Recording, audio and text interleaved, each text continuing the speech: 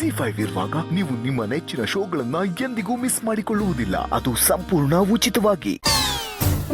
ಈ ಒಂಥರ ಈ ಸೀರಿಯಲ್ನಲ್ಲಿ ಕೊನೆ ಸೀನ್ ಇದ್ದ ಆ ಎಪಿಸೋಡ್ ಎಂಡಿಗೆ ಒಂದು ಟ್ವಿಸ್ಟ್ ತಗೊಳುತ್ತಲ್ಲ, ಹಂಗಾಗಿದೆ ನನ್ನ ಬದುಕು. ಈಗ ಈ ಹರಿಕತೆ ಮಾಡೋದ್ರ ಹಿಂದಿನ ಉದ್ದೇಶ ಏನು ಅಂತ ನಾನು ಕೇಳ್ಬೋದಾ? ಮನೆಗೆ ಸಿಮೆಂಟ್ ಲೋಡ್ ತರಿಸಿದ್ದೆ ಕಣೆ, ಒಂದು 5-6 ಮೂಟೆ ಕಳ್ತನ ಆಗ್ಬಿಟ್ಟಿದೆ. ಅಯ್ಯಯ್ಯ, 5-6 ಮೂಟೆ ಕದ್ಕೊಂಡು ಹೋಗ್ಬಿಟ್ಟಿದಾರ ಅಂದ್ರೆ ತುಂಬಾನೇ ಲಾಸ್ ಆಯ್ತಲ್ರಿ? ಹೌದು ಕಣೆ, ಈ ಮನೆ ಕಟ್ಟಕ್ಕೆ ಶುರು ಮಾಡ್ದಾಗಿದ್ದ ಬರೀ ಲಾಸನ್ನೇ ನೋಡ್ತಿದ್ದೀನಿ ನಾನು. ಅಲ್ಲ, ಅವರಿಗೆ ದುಡ್ಕೊಂಡು ತಿನ್ನಕ್ಕೆ ಏನ್ ದಾಡಿ? ಕಳ್ತನ ಮಾಡೇ ಬದುಕಬೇಕಾ? ಎಲ್ಲರೂ ಒಂದೇ ತರ ಇದ್ರೆ ಜೀವನ ಹೇಗ್ರಿ ನಡೆಯುತ್ತೆ? ಒಬ್ಬ ಕದಿಬೇಕು, ಇನ್ನೊಬ್ನು ಸುಳ್ಳು ಹೇಳ್ಬೇಕು, ಅದೇ ತಾನೇ ಜೀವನ ಅಂದ್ರೆ. ಏನು ಹೇಳ್ತಿದ್ಯಾ ನೀನು? ಏನು ಹೇಳ್ತಿಲ್ಲ. ಕೆರೆಯ ನೀರನ್ನು ಕೆರೆಗೆ ಚೆಲ್ಲಿ ಅಂತ ಹೇಳ್ತಿದ್ದೀನಿ. ನಿಮ್ ದುಡ್ಡು ಕಳ್ದೋಯ್ತು ಅಂತ ಸುಳ್ಳು ಹೇಳಿ ನೀವು ಮಾವನ ಹತ್ರ ದುಡ್ಡು ತಗೊಂಡ್ರಿ. ಈಗ ನಿಜವಾಗ್ಲೂ ಕಳ್ತನ ಆಗಿದೆ. ಅದೇ ನಾವು ಹೇಳ್ತಾರಲ್ಲ, ಬಾಯಲ್ಲಿ ಬಂದಿದ್ದು ಬೆನ್ನಿಗೆ ಮೂಲ ಅಂತ. ಹಾಗಾಯ್ತು ನಿಮ್ ಕತೆ. ಏನೇನೋ ಹೇಳ್ಬೇಡ ಕಣೆ. ನಾನೇನು ಇಲ್ದಿರೋದನ್ನ ಕಲ್ಪನೆ ಮಾಡ್ಕೊಂಡು ಹೇಳ್ತಿಲ್ಲ ರೀ, ವಾಸ್ತವನೇ ಹೇಳ್ತಿದ್ದೀನಿ. ಪಾಪ 5 ಲಕ್ಷನ ಕಳ್ಳ ಬಂದು ಕದ್ಕೊಂಡು ಹೋಗಿದ್ದು ಮರ್ತೋಯ್ತಾ ನಿಮ್ಗೆ? ಸುಮ್ಮನೆ ಏನೇನೋ ಮಾತಾಡೋಡ್ವೆ, ಬಾಯಿ ಮುಚ್ಕೊಂಡಿವೆ. ನಾನೇನು ಮೆಟೀರಿಯಲ್ ಕಳ್ದೋಗಿದೆ ಅಂತ ತಲೆ ಕೆಡಿಸ್ಕೊಂಡಿದ್ದೀನಿ, ಇವಳು ನೋಡಿದ್ರೆ ಏನೇನೋ ಹೇಳ್ತಾರೆ. ಆಯ್ತು ಬಿಡಿ, ಈಗ ಮುಂದೇನು ಮಾಡ್ಬೇಕು ಅನ್ಕೊಂಡಿದ್ದೀರಾ?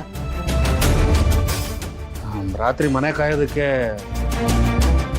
ಒಬ್ಬ ವಾಚ್ಮನನ್ನು ನೋಡಬೇಕು ಅಂತ ಅನ್ಕೊಂಡಿದ್ದೀನಿ. ವಾಚ್ಮ್ಯಾನ್ ಇಡ್ತಾರಂತೆ. ಅವನೇನು ಸುಮ್ಮನೆ ಬಂದ್ಬಿಡ್ತಾನೆ? ಅವನಿಗೂ ಸಂಬಳ ಕೊಡ್ಬೇಕು ತಾನೆ? ಆ ಸಂಬಳ ದುಡ್ಡು ಎಲ್ಲಿಂದ ತರ್ತೀರಾ? ಮತ್ತೆ ನಾನು ಹೋಗಿ ಮನೆ ಕಾಯಿಲ್ಲ. ಮೆಟೀರಿಯಲ್ ಕಾಪಾಡ್ಕೋಬೇಕು ಅಂದ್ರೆ ಒಬ್ಬ ವಾಚ್ಮನ್ ಇಡ್ಲೇಬೇಕು, ಅವನಿಗೆ ಸಂಬಳ ಕೊಡ್ಲೇಬೇಕು. ಕೊಡಿ, ಹೆಂಗೋ ನಿಮ್ಮ ಅಪ್ಪನ ಹತ್ರ ಕದ್ಕೊಂಡಿರೋ ದುಡ್ಡು ಇದೆ ತಾನೆ. ಯಾರ್ದು ದುಡ್ಡು ಎಲ್ಲ ಮಂಜಾತ್ರೆ. ಏನಂದೆ? ಏನಿಲ್ಲ ರೀ. ಅಲ್ಲ ರೀ, ಒಂದು ದಿವ್ಸನಾದ್ರೂ ನನ್ನ ಹತ್ರ ಬಂದು ಯಾವ್ದಾದ್ರೂ ಒಂದು ಖುಷಿ ವಿಚಾರ ಅಂತ ಹೇಳಿದಿರೇನ್ರಿ? ಯಾವಾಗ ನೋಡಿದ್ರು ಬಿಡ ಹಂಗಾಗೋಯ್ತು ಕಣೆ, ಬಿಡ ಹಿಂಗಾಗೋಯ್ತು ಕಣೆ ಅಂತ ಯಾವಾಗ್ಲೂ ಕಷ್ಟದ ವಿಚಾರನೇ ಹೇಳ್ತಿರ್ತೀರ.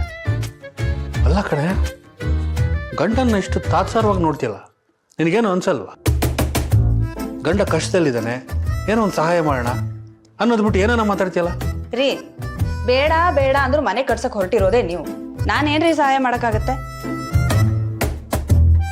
ಇನ್ನೊಂದು ಸಹಾಯ ಮಾಡ್ಬೋದು. ನಾನು ಹೋಗಿ ರಾತ್ರಿ ಆ ವಾಚ್ಮನ್ ಕೆಲಸನ ನಾನೇ ಮಾಡ್ಬೋದು. ಅದೇನು ಸಂಬಳ ಇದೆಯೋ ನನಗೆ ಕೊಟ್ಬಿಡಿ. ನಿನ್ನ ಜೊತೆ ಇರೋ ಬದಲು ಅಲ್ಲಿ ಹೋಗಿ ನಾನೇ ವಾಚ್ಮನ್ ಕೆಲಸ ಮಾಡ್ಬೋದು. ಈ ಮನೆಯಲ್ಲಿ ನೆಮ್ಮದಿನೇ ಇಲ್ಲ. ಮನಸ್ಸು ಅನ್ನೋದು ಕನ್ನಡಿ ಇದ್ದ ಹಾಗೆ, ಅಲ್ಲಿ ಏನಿರುತ್ತೋ ಅದೇ ಬೇರೆಯವ್ರಿಗೂ ಕಾಣುತ್ತೆ.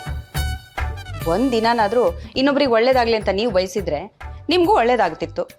ಇಲ್ಲಾಂದ್ರೆ ಇದೇ ತರ ಆಗುತ್ತೆ. ಸಾಕು ಸುಮ್ಮನಿರೆ. ಮಾತಾಡ್ತಿದ್ರೆ ಭಗವದ್ಗೀತೆ ಉಪದೇಶ ಕೊಡಕ್ ಬಂದ್ಬಿಡ್ತಾಳೆ ಇವಳು. ಭಗವದ್ಗೀತೆ ಬರೆದಿರೋದೇ ಜೀವನದಲ್ಲಿ ಮನುಷ್ಯರು ಹೇಗೆ ಜೀವನ ಮಾಡಬೇಕು ಅನ್ನೋದನ್ನ ತಿಳಿಸೋದಕ್ಕೆ. ಸುಮ್ಮನೆ ಮಲ್ಕೋತ್ಯಾ? ಇಲ್ಲ, ನೀವು ಹರಿಕತೆ ಮಾಡಿ, ನಾನು ಕೂಚಿಪುಡಿ ಮಾಡ್ತೀನಿ.